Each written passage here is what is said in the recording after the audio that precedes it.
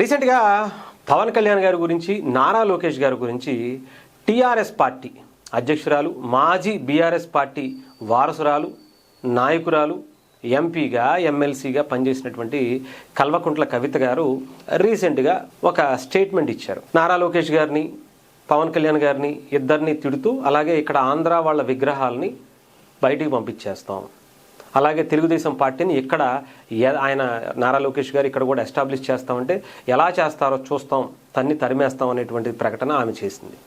సరే, బాగానే ఉంది. విగ్రహాలు తీసేయచ్చు. నందమూరి తారక రామారావు గారి విగ్రహాన్ని మీరు ఆంధ్రప్రదేశ్కి పంపించేయచ్చు ఇక్కడ తెలంగాణ నుంచి. బట్ మీ అన్నగారైనటువంటి తారక రామారావు గారిని కూడా పంపించేస్తారా? ఆయన పేరే కదా పెట్టుకుంది. మరి అంటే ఆ వ్యక్తిని, ఆ వ్యక్తి తాలూకా విగ్రహాన్ని తీసుకెళ్ళిపోవచ్చేమో, కానీ ఆయన భావజాలాన్ని, ఆయన స్ఫూర్తితో, ఆయన ఇచ్చినటువంటి రాజకీయ భిక్షతో రాజకీయాల్లోకి వచ్చి మిమ్మల్ని ఈ స్థాయికి తీసుకొచ్చినటువంటి చంద్రశేఖర్ గారిని కూడా పంపించేస్తారా? మీ తండ్రి గారిని ఆలోచించాలి కదా. మీ అన్నగారికి పేరు పెట్టారు, ఏమని చేస్తారు? ఆ బ్లడ్లోంచి తీసేస్తారా? లేదంటే పేరు మార్చేస్తారా? వేరే పేరు ఏమన్నా పెట్టుకుంటారా? ఇది ఆంధ్రోడి పేరు కదా అని చెప్పి తీసేస్తారా? ఆలోచించాలి. ఇక్కడ చాలామంది వ్యాపారస్తులు ఆంధ్ర వాళ్ళు ఇక్కడ చేస్తున్నారు, ఇక్కడ వాళ్ళు ఆంధ్రాలో కూడా చేస్తున్నారు. హెట్రో డ్రగ్స్కి సంబంధించినటువంటి పార్థసారథి రెడ్డి గారు మీకు బాగా పరిచయం ఉండే ఉంటుంది. సో ఆయన ఇక్కడ హైదరాబాద్లోనే కాదు, తెలంగాణలోనే కాదు, ఆంధ్రప్రదేశ్లో కూడా హెట్రో డ్రగ్స్ ఉన్నాయి. మరి అవి ఇబ్బంది పెట్టేటువంటి ప్రయత్నం చేస్తారా? అంటే నేను ఒక్కడనే చెప్పట్లేదు, చాలా ఉన్నాయి. ఆంధ్ర వాళ్ళు ఇక్కడ చాలా మంది పెట్టుకున్నారు, ఇక్కడ వాళ్ళు అక్కడ పెట్టుకున్నారు. తమిళనాడుకి సంబంధించినటువంటి ఇన్ఫోసిస్ కంపెనీ కూడా మనకి హైదరాబాద్లో ఉంది. ఇతర దేశాల నుంచి వచ్చినటువంటి కంపెనీలు ఉన్నాయి. ఒక తెలంగాణ వాదాన్ని ఈ టైంలో ఇలా తీసుకురావటం ఏంటి?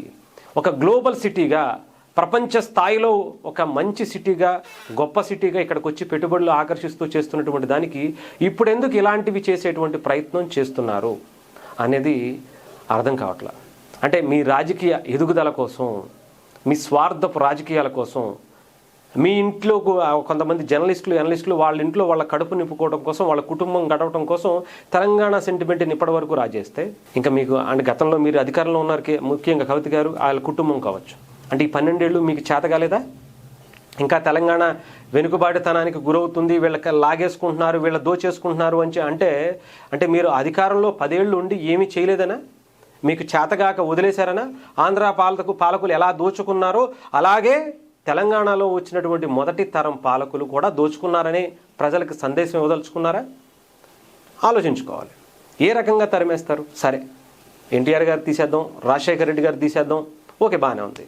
మరి మిగతా వాళ్ళు ఎక్కడ కేంద్రం నుంచి వచ్చేటువంటి ఆదేశాలతో తెలంగాణని అడ్డగోలుగా విభజించినటువంటి వ్యక్తులు కావచ్చు, ఇక్కడ ఎన్నో బలిదానాలని, ఎన్నో చావులకు కారణమైనటువంటి కేంద్ర పార్టీలను కావచ్చు, ఆ పార్టీకి సంబంధించినటువంటి వ్యక్తులను కావచ్చు, వాళ్ళకి సంబంధించినటువంటి విగ్రహాలను కావచ్చు, ఇక్కడ మాత్రం ఉంచుతారు.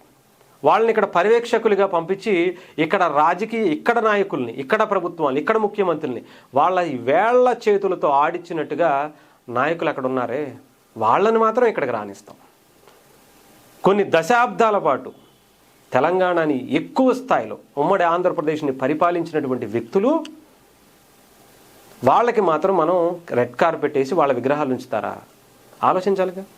వాళ్ళు మాత్రం మనమా ఏంటో నాకు అర్థం కావట్లేదు. కవిత గారు ఇంకా తెలంగాణ సెంటిమెంట్ని మీరు ప్రజల్లోకి తీసుకువెళ్ళాలనేటువంటి ఆలోచన చేశారు అంటే, ముందు మీరు ఎంపీగా ఫెయిల్ అయ్యాను, మా నాన్న ఫెయిల్ అయ్యాడు, టీఆర్ఎస్ పార్టీ ఫెయిల్ అయింది, మా అన్న ఫెయిల్ అయ్యాడు, మా పార్టీలో ఉన్నటువంటి నాయకులందరూ ఫెయిల్ అయ్యాము అని ఒప్పుకుని అప్పుడు మీరు ఈ స్టేట్మెంట్ ఇవ్వాలి.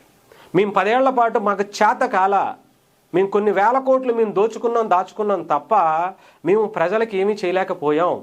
ఆంధ్ర పాలకులు ఎలా అయితే దోచుకున్నారని మేము చెప్పామో అలాగే మేము కూడా దోచుకుని తిన్నాం అని చెప్పి ఒకసారి స్టేట్మెంట్ ఇచ్చేయండి, అర్థమైపోద్దిగా. ఇప్పుడు అదే చేయాలి మీరు, వేరే ఆప్షన్ లేదు మీకు. ఇంకా తెలంగాణ ప్రజలు ఈ సెంటిమెంట్ని చూసి ఆయింట్మెంట్ పూపించుకునే పరిస్థితి తెలంగాణ ప్రజలకు లేరు. నిజంగా చెప్పాలంటే ఆంధ్ర కన్నా కూడా తెలంగాణ ప్రజలు చాలా చాలా విజ్ఞతతో ఆలోచిస్తారు. వీళ్ళు కుల మతాలకు అతీతంగా ఆలోచిస్తారు. వీళ్ళకి ఎవరు బాగుంటేనే వాళ్ళకి ఆలోచిస్తారు. మీరు కాస్తో కూస్తో మంచి చేశారని గతంలో మీరు చెప్పుకుంటున్నారు కదా, అయినా సరే మిమ్మల్ని దింపేశారంటే ఆలోచించండి. మీ అహంకారాన్ని చూసి దించారు.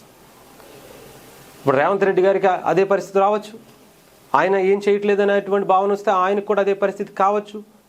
వేరే ఇంకొకళ్ళకి ఎవరికన్నా అవకాశం ఇవ్వచ్చు. ఏదో అంటారు కదా, పవన్ కళ్యాణ్ గారిని ఈరోజు ఆపితే రేపొద్దున్న ఆయన గుర్రం కూడా ఎగరావచ్చు అన్నట్టుగా చెప్పలేం. రేపొద్దున్న జిహెచ్ఎంసీ ఎలక్షన్లో పవన్ కళ్యాణ్ గారు పోటీ చేసి ఆయన పార్టీకి సంబంధించినటువంటి వ్యక్తులను పెట్టి జిహెచ్ఎంసీ అధికార పీఠాన్ని కూడా, మేయర్ పీఠాన్ని కూడా సాధించవచ్చు.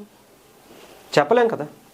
ఇలాగే ఆంధ్రప్రదేశ్ ప్రభుత్వం పవన్ కళ్యాణ్ గారిని బోర్డర్లో అడ్డుకుంది. ఏం జరిగింది? నిజాయితీగా వెళ్ళేటువంటి వ్యక్తుల్ని కొంచెం జాగ్రత్తగా మనం చూసుకోవాలి. అంటే మిగతా నాయకుల్లో వేరు, పవన్ కళ్యాణ్ వేరు.